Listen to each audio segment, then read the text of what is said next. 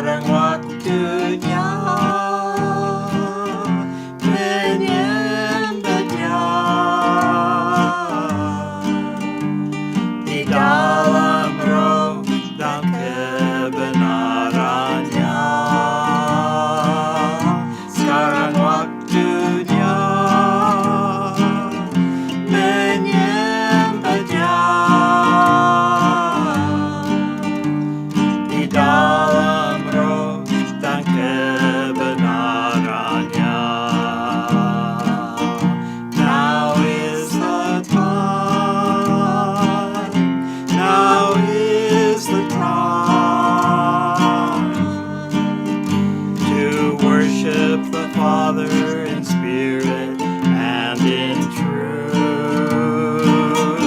Now is the time, now is the time to worship the Father in spirit and in truth. Hello, I'm Pastor Dave, and I want to bring a lesson to you from the book of Matthew. Halo, saya Bapak Pendeta Dave dan hari ini kita akan belajar dari kitab Injil Matius. Have you ever gone fishing? Bapak Ibu Saudara sekalian, pernahkah Anda pergi memancing ikan? You put the hook in the water and you wait for a fish to come along. Tentu saja kalau kita bawa pancing, kita lemparkan pancing itu ke dalam air ya, untuk pergi memancing. It seems like it would take a lot of faith to wait for a fish to come along. Sepertinya kita membutuhkan banyak iman ya, saudara, supaya kita bisa ikan itu dia bisa memakan pancing yang kita lemparkan ke air. Or you throw a net and you hope it goes over the fish and you can have a fish. Atau saudara pergi melemparkan jala ya atau jaring, Anda lemparkan itu ke air supaya ikan-ikan bisa masuk ke dalam jaring itu. And you never know what you are going to catch. Dan Bapak Ibu Saudara sekalian, kita tidak pernah tahu ikan seperti apa yang nantinya akan kita pancing, yang akan kita dapatkan, yang akan kita tangkap. There are many different kinds of fish. Ada banyak macam tipe-tipe ikan, banyak jenisnya. And we're going to look at a story that happens in the Bible. Dan mari kita melihat kisah yang terjadi di dalam Alkitab. This was a time when Jesus told Peter to go fishing. Ini adalah kisah tentang bagaimana Yesus menyuruh Petrus pergi memancing ikan. We know in Hebrews chapter 11 and verse 1 that faith is the substance of things that we hope for. Kita tahu bersama firman Tuhan dalam Ibrani pasal 11 ayat yang ke-1 berkata bahwa iman adalah dasar dari segala sesuatu yang kita harapkan. So we have to have faith in Jesus to serve him. Kita perlu punya iman kalau kita mau melayani Yesus, berimanlah kepada Yesus. Jesus compared fishing to getting people saved. Yesus memperbandingkan antara menangkap ikan dan bagaimana kita bisa memenangkan jiwa-jiwa untuk diselamatkan. You never know who is going to respond and say, I need Jesus. Kita tidak pernah tahu orang-orang yang seperti apakah yang akan meresponi dan menerima Yesus Kristus sebagai Tuhan dan Juru Selamat mereka. And maybe you need Jesus today as your Savior. Atau bahkan Bapak Ibu Saudara sekalian, saat ini Anda justru yang memerlukan Tuhan Yesus untuk menjadi Juru Selamat pribadimu. So we have to have faith to reach out and touch Jesus. Maka kita perlu punya iman agar supaya kita bisa mencapai dan kita bisa mendapatkan dan menjamah Yesus, saudara. And sometimes Jesus asks us to do some strange things. Tapi terkadang Tuhan Yesus meminta kita untuk melakukan hal-hal yang ganjil, yang aneh, saudara. We read that God has chosen the foolish things of this world to confound the wise. Kita baca di dalam firman Tuhan dikatakan bahwa Tuhan memilih mereka, tetapi apa yang bodoh bagi dunia dipilih Allah untuk mempermalukan orang-orang yang berhikmat, saudara. And in 1 Corinthians 2:14 we read that the natural man cannot receive the things of the Spirit. Dan kalau kita melihat dalam 1 Korintus 2 ayat yang ke-14, tetapi manusia duniawi tidak menerima apa yang berasal dari roh Allah. So let's look at our story in Matthew chapter 17, verse 24 to 27. Mari kita sama-sama melihat kisah dalam Alkitab yang tertulis di dalam Matius 17 ayat 24 sampai 27. Matius 17 ayat 24 sampai 27. Firman Tuhan saya bacakan bagi Bapak Ibu Saudara sekalian. Yesus membayar bea untuk bait Allah. Ketika Yesus dan murid-muridnya tiba di Kapernaum, datanglah pemungut bea bait Allah kepada Petrus dan berkata, "Apakah gurumu tidak membayar bea 2 dirham itu?" Jawabnya, "Memang membayar." Dan ketika Petrus masuk rumah, Yesus mendahuluinya dengan pertanyaan, "Apakah pendapatmu, Simon? Dari siapakah raja-raja dunia ini memungut bea dan pajak? Dari rakyatnya atau dari orang asing?" Jawab Petrus, "Dari orang asing." Maka kata Yesus kepadanya, "Jadi bebaslah rakyatnya.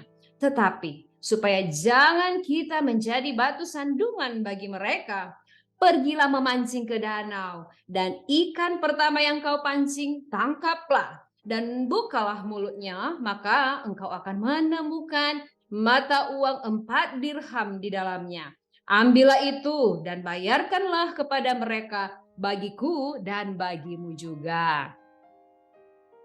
Okay, here are the instructions that Jesus gave to Peter. Berikut ini adalah petunjuk atau perintah, urutan perintah yang Yesus berikan kepada Petrus. He said, "Go fishing. Yang pertama, Yesus berkata, pergilah memancing.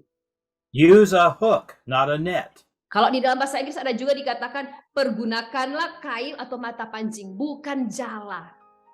And take the first fish that you catch Tangkaplah ikan pertama yang kau pancing, and open the mouth of the fish dan bukalah mulut ikan itu.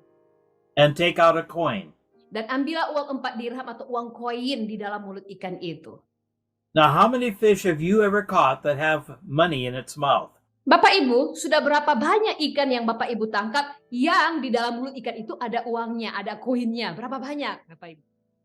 And when you fish with a hook, you only catch one fish. Kalau kita memancing pakai mata pancing ya, kita tuh cuma bisa tangkap 1 ekor ikan ya, saudaraku. And Peter usually fished with a net. Nah, Petrus ini dia nelayan yang biasa memancing ikan atau menangkap ikan dengan mempergunakan jala atau jaring. And he was in his hometown, so people knew who he was. Nah, Petrus pada waktu itu sedang berada di kampung halamannya. Jadi orang-orang kenal ini Petrus ya, saudara. What would they think if they saw him fishing with a fish hook and not a net? Nah, orang-orang kampung itu bakal berpikir seperti apa, Bapak Ibu, kalau mereka lihat, si Petrus pergi memancing pakai mata pancing, bukannya pakai jala. Nanti pikiran orang seperti apa, saudara? And what if the first fish that he catches is not one that you can eat? Nah, bagaimana jika sekiranya ikan yang pertama yang didapatkan di saat si Petrus pergi memancing adalah jenis ikan yang tidak bisa dimakan, saudara? And again, would there be money in the mouth of a fish? Nah, sekali kita bisa saja bertanya, betul enggak bakalan ada uang koin di dalam mulut ikan? That's a very strange fish.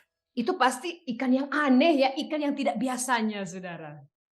But I see 5 lessons in this story. Tetapi saya melihat ada 5 pelajaran yang kita bisa dapatkan dari pelajaran kisah Petrus memancing ini, saudara.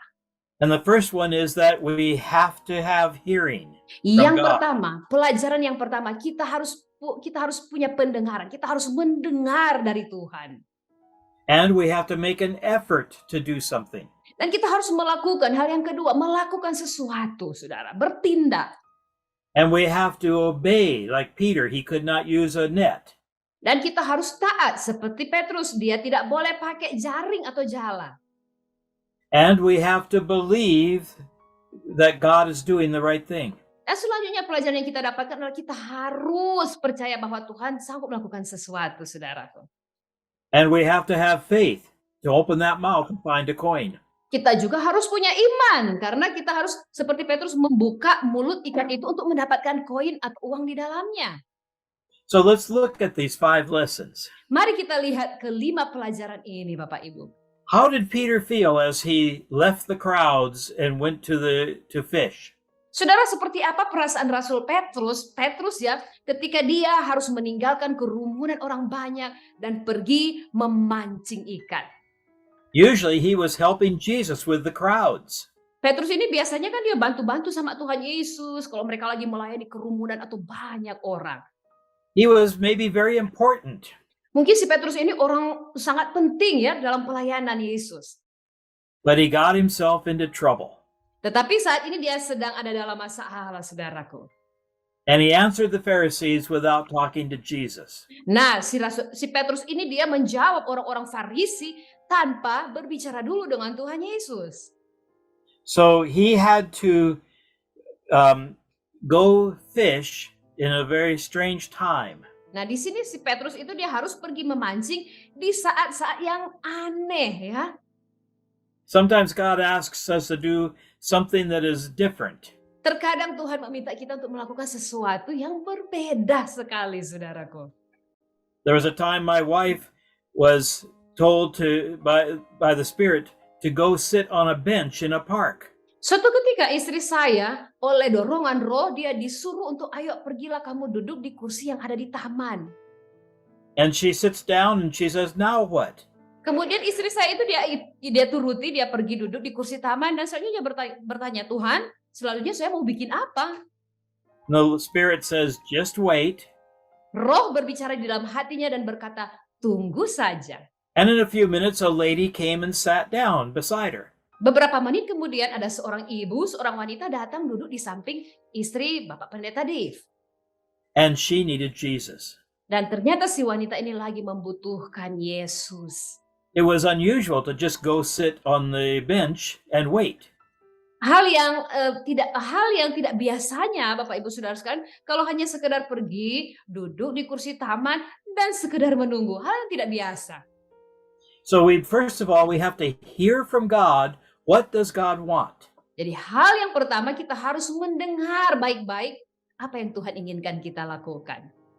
If we don't hear clearly, we cannot serve God correctly. Jika kita tidak dengar dengan sejelas-jelasnya, saudara, apa Tuhan mau, apa maunya Tuhan, maka kita tidak akan mungkin melayani dengan tepat, saudaraku.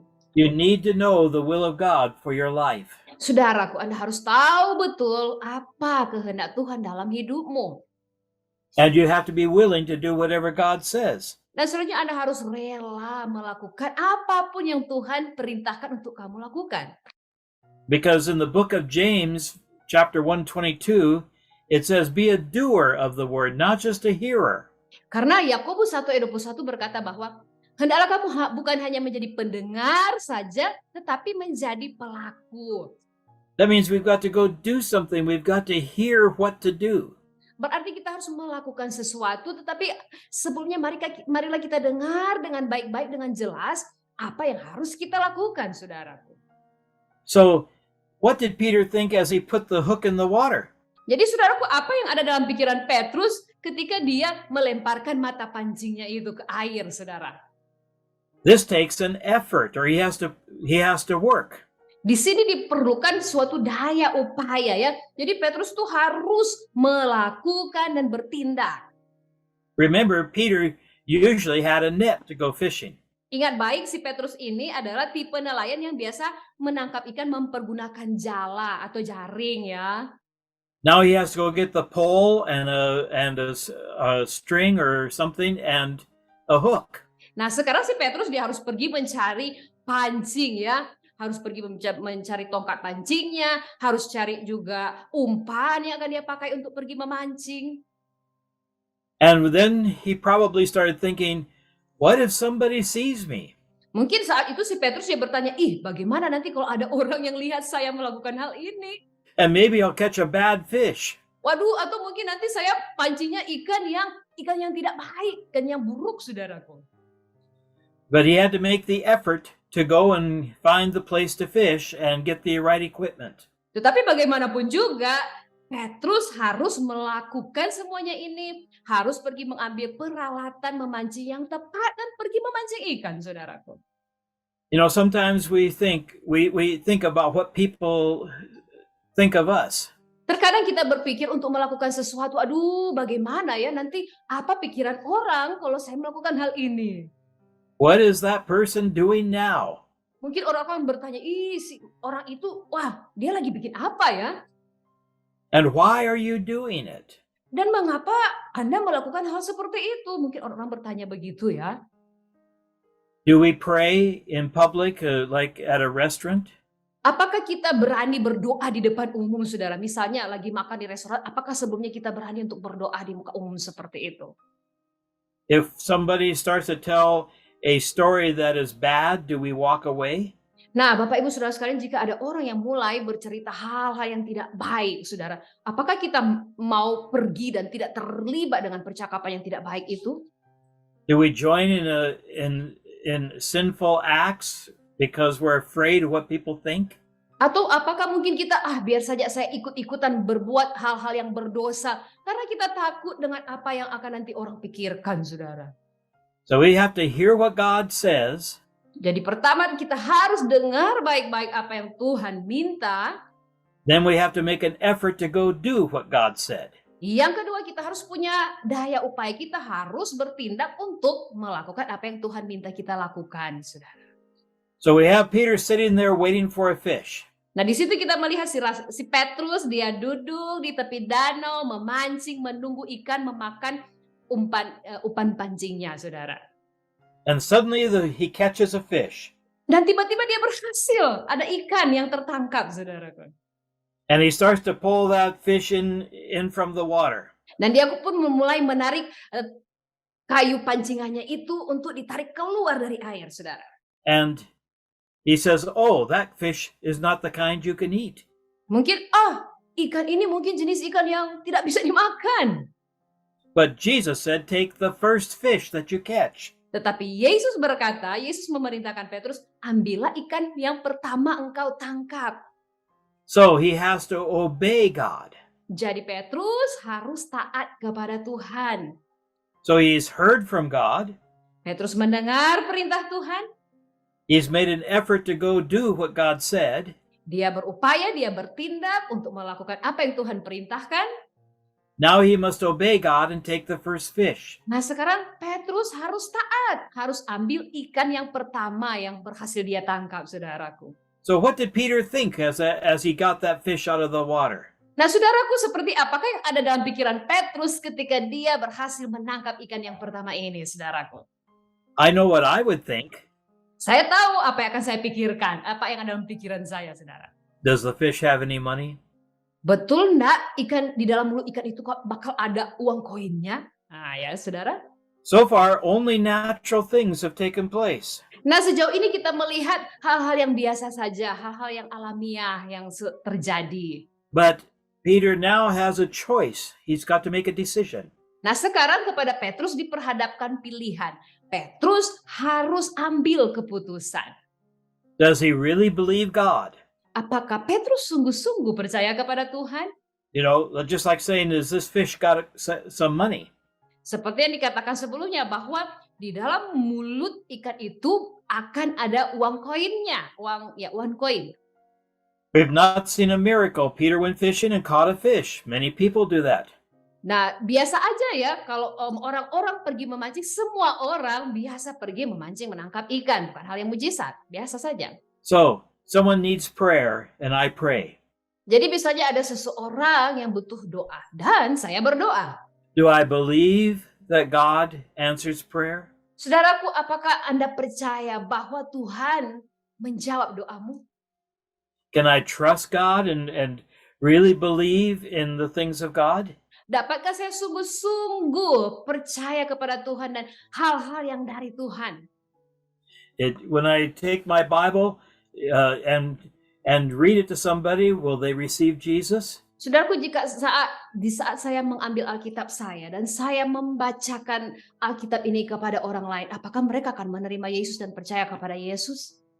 You know, so this is like bringing that fish out of the water. Ini sama dengan kita ambil ikan yang kita tangkap dari dalam air di saat kita memberitakan firman kepada orang lain, ya saudara. We can sometimes feel very much afraid. Will God answer? Terkadang kita dipenuhi dengan rasa ketakutan. Benarkah Tuhan akan menjawab saya? So, trust God. Believe that God is going to answer your prayers. Jadi saudaraku, Anda perlu percaya dengan sungguh-sungguh bahwa Tuhan menjawab doa-doamu. And now comes the important point. Nah, sekarang kita masuk kepada bagian yang terpenting. Peter has to open the mouth and get the coin. Si Petrus dia harus membuka mulut ikan itu dan mengambil uang koin yang ada di dalam mulut ikan itu. So he takes that fish and he holds it up. Maka diambillah ikan itu, dia pegang ikan itu saudaraku. And he opens the mouth. Dibukalah mulut ikan itu. Is there a coin? Ada koin, ada uang di dalamnya. Yes, and it's just enough to pay the tax for Peter and for Jesus. Ya, ada uang koin di dalamnya dan itu cukup 4 dirham ya untuk membayar pajak baik pajaknya Petrus maupun Tuhan Yesus. Oh, now Peter has real faith. He can really trust God, can't he? Nah, sekarang si Rasul Petrus sudah punya iman yang sejati. Sekarang dia sudah bisa percaya dengan sepenuhnya kepada Tuhan Yesus. He stepped out by faith and it worked. Si Rasul Petrus melangkah dengan iman dan apa yang dia lakukan itu berhasil, saudaraku. It takes faith to serve God. Butuh iman untuk kita melayani Tuhan. And sometimes we are afraid because we say, what will happen? Terkadang kita merasa takut, waduh nanti apa yang akan terjadi ya? So now Peter would be all excited. You and I would be happy. Nah di sini Rasul Petrus dia akan menjadi sangat-sangat bersemangat. Saya dan saudara akan menjadi bahagia. I can see Peter thinking, I will catch more fish and pay the tax for everybody. Nah di sini saya bisa melihat Petrus akan berpikir begini, wah saya mau tangkap lebih banyak ikan lagi supaya saya bisa dapat koin dan bayar pajak lebih banyak lagi dari banyak orang. I will catch some more rich fish and become rich myself. Nah saya juga akan tangkap lebih banyak ikan supaya saya bisa menjadi kaya. But how many fish swim around with coins in their mouth? Tetapi saudaraku kalau kita mau lihat ya, ada berapa banyak ikan yang berenang di dalam mulutnya ada koin, ada uang. Ada berapa banyak saudara ikan seperti itu? Right. Jesus said, just take the first fish. Yesus berkata, ambil saja ikan yang pertama yang kamu tangkap, 1 ekor. Only that one fish had any money. Hanya ikan yang 1 ekor ini yang punya uang koin di dalam mulutnya, saudara. You know, in Matthew chapter 7, verse 7, di dalam Matius 7 ayat 7, it says, ask and it shall be given to you. Firman Tuhan berkata, mintalah maka akan diberikan kepadamu. And seek things and you will find it.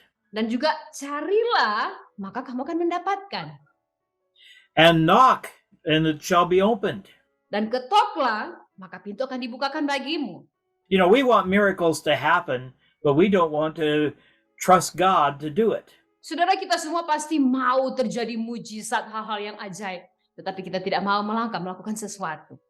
Sometimes we would be embarrassed and we wonder, what do people think? Terkadang kita akan merasa malu. Waduh, nanti apa nanti orang akan pikirkan tentang saya? You know, Peter could have talked to Jesus. Petrus bisa saja berbicara kepada Yesus seperti ini, saudara. Let's just take the money out of the money bag. Why should I go fishing? Oh Yesus, bagaimana kalau kita ambil saja uang koin yang ada di dompet? Mengapa kita harus repot-repot pergi memancing? Why don't we just forget the taxes? Atau Tuhan Yesus, bagaimana kalau kita lupakan saja, tidak usah bayar ini pajak? Why not just find some money on the road? Atau bagaimana kalau kita cari aja koin yang mungkin terjatuh di pinggir jalan? Ya? I remember one time my daughter was about 7 years old and she found a $10 bill. Suatu ketika saya ingat anak perempuan saya umurnya 10 tahun waktu itu dan dia menemukan uang $10 jalan. $10. Yeah. And so why couldn't Peter do that? Jadi bagaimana kalau Petrus melakukan hal yang sama saja, cari saja uang koin yang mungkin terjatuh di jalanan, saudaraku. See, we ask Jesus to do things, but we don't really sometimes believe that he will. Kita minta sama Tuhan, sering kali kita minta sama Tuhan, tapi kita tidak percaya dengan apa yang kita minta bahwa Tuhan akan melakukan untuk kita. And after asking, we've got to seek the answer. Saudaraku, sesuai firman Tuhan tadi, setelah kita meminta kepada Tuhan, kita juga harus mencari. And when we are seeking it, do we knock on the door and say, Jesus, I'm praying, this needs to be opened? Nah setelah kita mencari, apakah kita sungguh-sungguh mengetuk pintu, mengetuk sama Tuhan Yesus supaya pintunya dibukakan bagi kita?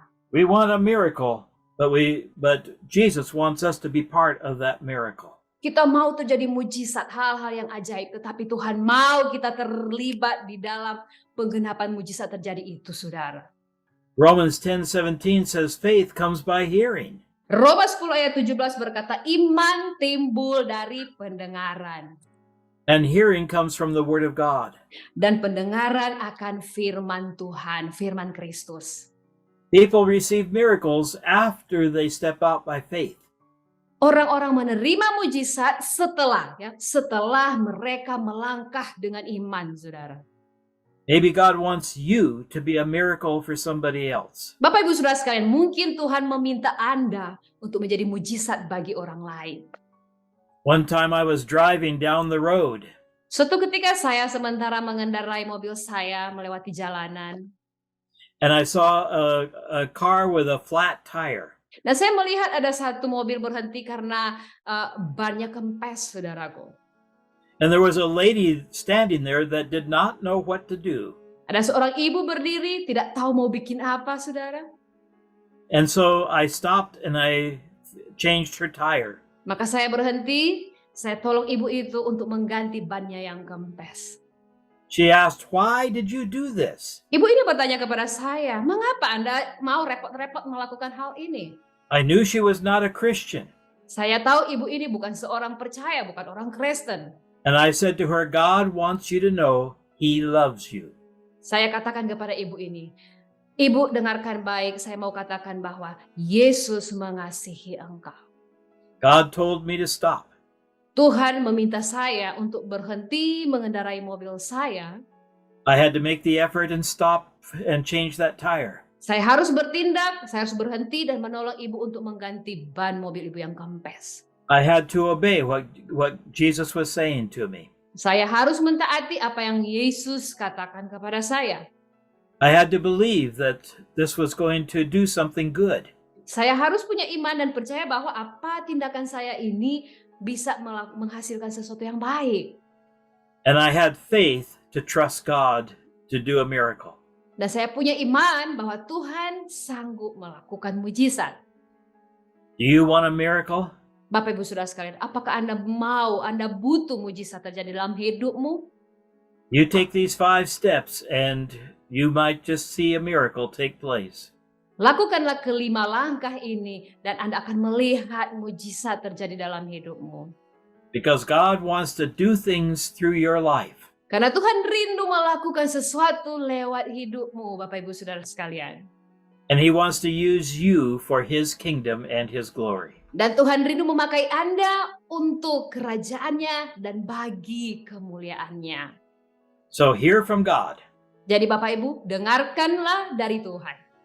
Make an effort to do what God says. Yang kedua, bertindaklah. Lakukan sesuatu berdasarkan apa yang Anda dengar Tuhan minta Anda lakukan.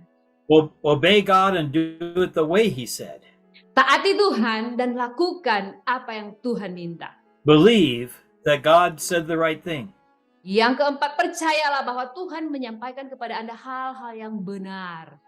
And step out by faith and do what God said. Dan yang kelima, melangkahlah dengan iman untuk melakukan apa yang Tuhan minta Anda lakukan dalam hidupmu. The Lord bless you. Have a wonderful day. Tuhan Yesus memberkati Bapak Ibu Saudara sekalian dan semoga hari-hari Bapak Ibu Saudara sekalian hari-hari yang menyenangkan dan indah. Sekarang waktunya menyembahnya